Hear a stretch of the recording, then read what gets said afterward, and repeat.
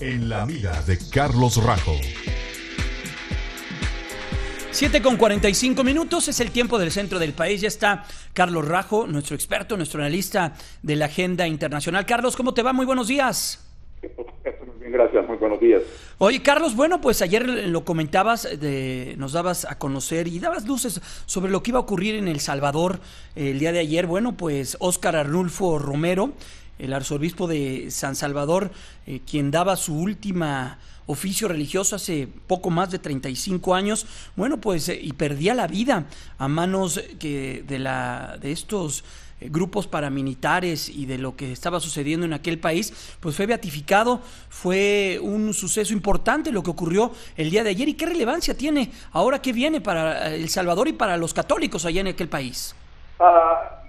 Obviamente es una, que te dijera, reivindicación, por supuesto, del papel de Monseñor Romero, ¿no? Es decir, fue un obispo que aparece en los inicios de la guerra civil con un mensaje de denuncia sobre la represión del ejército gubernamental y, como tú lo señalabas, fue asesinado. No se sabe oficialmente por quién, pero todos los indicios, entre ellos un reporte de las Naciones Unidas, una comisión de la verdad que se organizó después de la guerra, señalaba que habían sido elementos bajo el mando de aquel famoso líder ultraderechista Roberto Dawison, ¿no? Murió este señor también, pero a él se le señala como que fue el que organizó y ordenó que mataran a Monseñor Romero. Quería traer el tema, Jaime, porque se nos escapó ayer una arista de todo este punto, y es el papel del nuevo Papa, ¿no? El papel del Papa Francisco, uno, y dos, si esto reivindica o no a la llamada teología de la liberación. Sucede que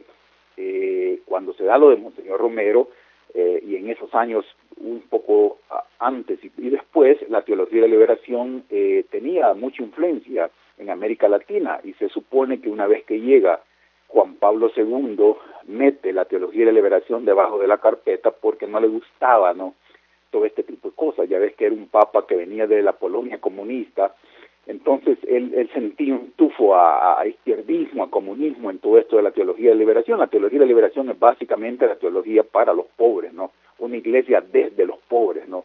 Una visión totalmente nueva de lo que había sido la Iglesia Católica tradicionalmente en América Latina. Entonces, con esto de Monseñor, mucha gente está señalando que, de alguna manera, directa o indirecta, el Papa Francisco reivindica este concepto, esta idea, esta filosofía, si se le quiere llamar, de una iglesia en Latinoamérica de los pobres, ¿no? De nuevo, la teología de la liberación. Nada más eso es lo que quería traer para los que escuchan la idea esta, que este Papa quizá no tenga, que te dijera, todo el aparato teórico de los teólogos de liberación como Leonardo Boff y Gustavo Gutiérrez en Perú y otros, John Sobrino en El Salvador, pero sí en la práctica, de alguna manera, y particularmente con esto de Monseñor, la beatificación reivindica, insisto, esa idea de una iglesia para los pobres que se le llama la teología de la liberación.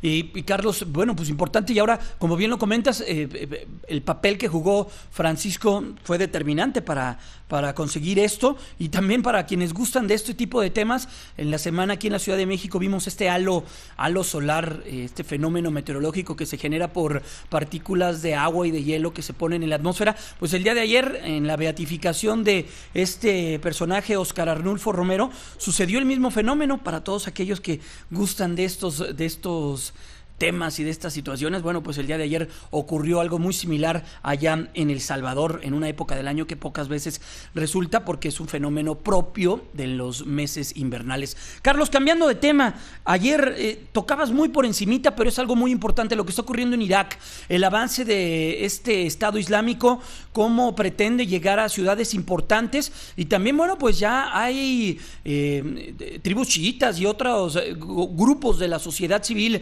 iraquí que se están reuniendo. Lo que está sucediendo, ayer decías muy bien, a Estados Unidos se le está saliendo de control todo esto.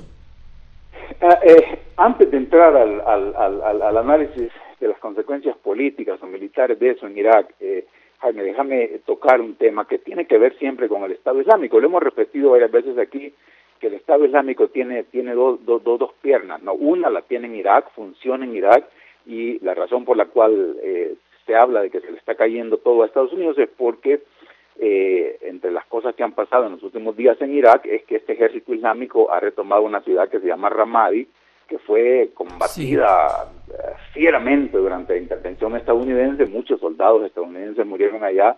Ahí incluso hay gente en Estados Unidos que se pregunta hoy cómo es que mi hijo murió allí y ahora el Estado Islámico retoma de nuevo Ramadi, ¿no?, que está apenas como a 60 kilómetros de la capital Bagdad. Pero antes de eso quiero tocar otro tema que quizá no tenga las mismas ramificaciones políticas, pero que a cualquier ser humano le debe de interesar. Sucede que la otra pierna, decía, del Estado Islámico está en Siria, ¿no?, que es el país vecino, uno de los países que hace frontera con Irak. Sucede que ahí en Siria, que como sabemos está en medio de una brutal y complicada guerra civil con un montón de facciones que sería largo aquí explicar, el punto, Jaime, es que ahí en Siria, esta gente del Estado Islámico se ha tomado una ciudad que se llama Palmira.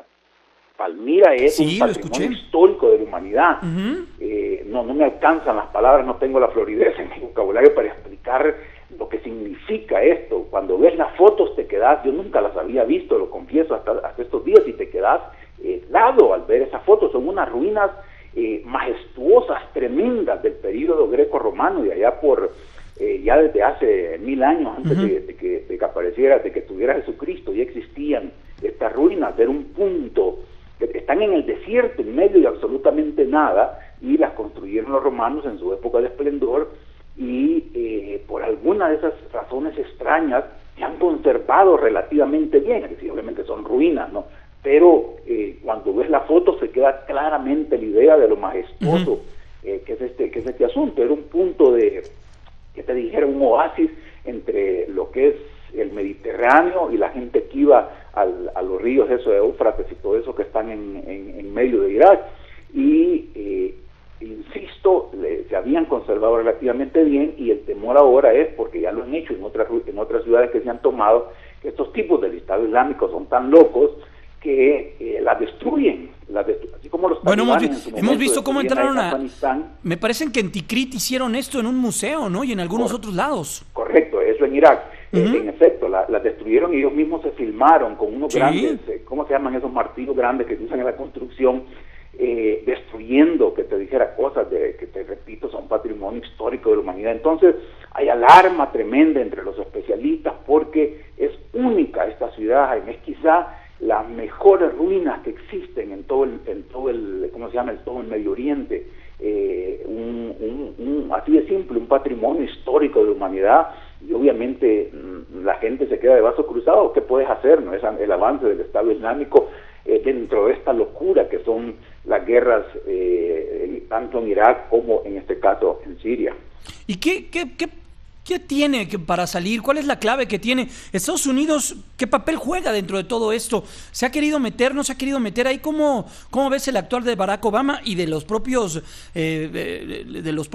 gobiernos que están alrededor de todo lo que representa esto? Llámese Reino Unido, bueno, Inglaterra, Francia, Alemania, estos países. ¿Qué es lo que dicen? ¿Qué es lo que mencionan?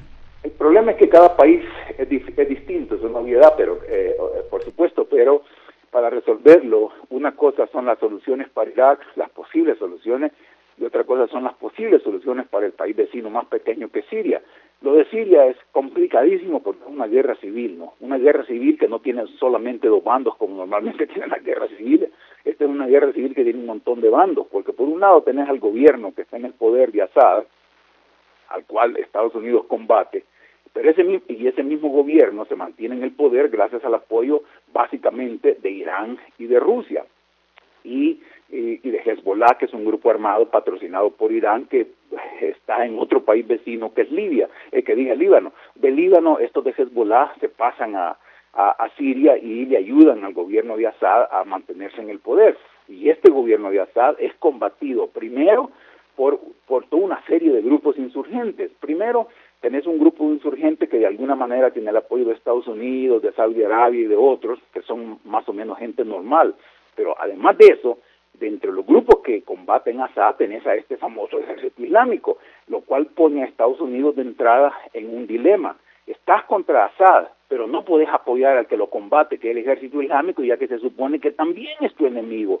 Entonces Estados Unidos no hay qué hacer, porque no puede apoyar a Assad porque es un gobierno que es represor y todo, pero tampoco puede apoyar a uno de los grupos que se oponen a Assad porque ya sabemos que es el Estado Islámico, que son peores de locos, ¿no? Entonces, estás en una situación complicadísima, y los otros grupos que también se oponen a Assad, uno de ellos tiene vinculaciones con Al-Qaeda, ¿no? Entonces no hay salida fácil para Estados Unidos. Luego te pasas a Irak. El problema de Irak sigue siendo una pelea entre chiitas y sunitas, que son las principales dos sectas que hay en Irak. Los dos son iraquíes, los dos son musulmanes, pero se odian, chiitas y sunitas. Entonces, el que está en el poder en Bagdad son chiitas, y los sunitas, como se sienten enojados porque los chiitas los han discriminado, están ayudando al Estado Islámico. En fin, no quiero seguir porque es una confusión tremenda. Sí, es una confusión. La conclusión es que no hay una salida fácil. Es lo que te iba a decir. No sé qué puede hacer Estados Unidos. Lo que hace Estados Unidos es ayudar al gobierno iraquí para combatir al Estado Islámico en Irak. Una encrucijada. Pues Carlos Rajo, muchas gracias, que estés muy bien, muy buenos días. Gracias, bueno. Estés muy bien, nuestro compañero Carlos Rajo, experto en la agenda internacional.